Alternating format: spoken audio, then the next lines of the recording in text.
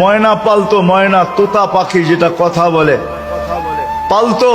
একদিন সকালে বাহির হইতেছে, ময়না বড় দামি হয়, অনেক দামি পাখি।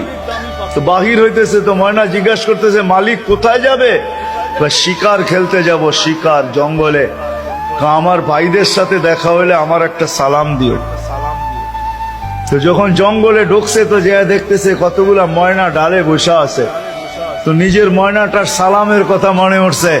তো ডাক দিয়া কইতেছে, শুনো, তোমাদের মতো একটা ময়না আমার বাড়িতেও আছে, সে তোমাদেরকে সালাম দিছে। এই কথা বলতে দেরি এই ময়নাগুলা ডালের থেকে পড়া মরতে দেরি হয় না। তার মন খারাপ হয়ে গেছে যে ওর সালামে এমন কি বিষ মিশানো ছিল যে এত দামি দামি 12-13টা ময়না মরে গেল। তো শিকার না খেলেই বাড়িতে চলে আসছে।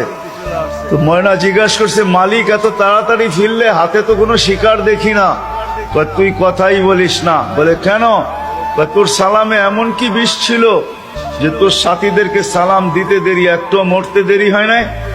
এই কথা বলতে দেরি, নিজেরটা মরতে দেরি হয় না, ওইটার সাথে সাথে মরে গেছে। তো খাঁচার দরজা খুইলা সামনে নিয়ে বৈশা অনেকক্ষণ কাঁদছে, না লড়েও না, চড়েও না, চক্ষুও খোলে না। আর কতক্ষণ কানবে? বস ওইখানে লাইখা যে উঠা দাঁড়াইছে ময়না, বাস উড়া যে চালে বসা গেছে। তো বলছে, এটা কি করলি? আমার বন্ধুরা আমাকে খবর দিছে, দেখ আমাদের মতো যদি বাগানে বাগানে ঘুরতে চাস তো মরার আগে একবার মরার ভান করে দেখ, তুইও আমাদের সাথে উঠতে পারবি, জঙ্গলে জঙ্গলে ঘুরতে পারবি। ওইটা মরা ছিল না, ও আমাকে চিঠি দিছে, চিঠি বার্তা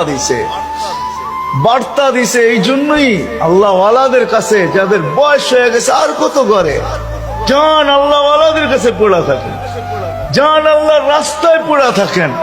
মা বোনদেরকে বলবো, জান মুসল্লায় পড়া থাকেন।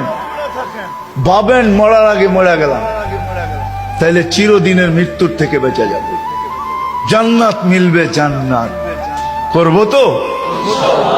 পাক্কা ওয়াদা?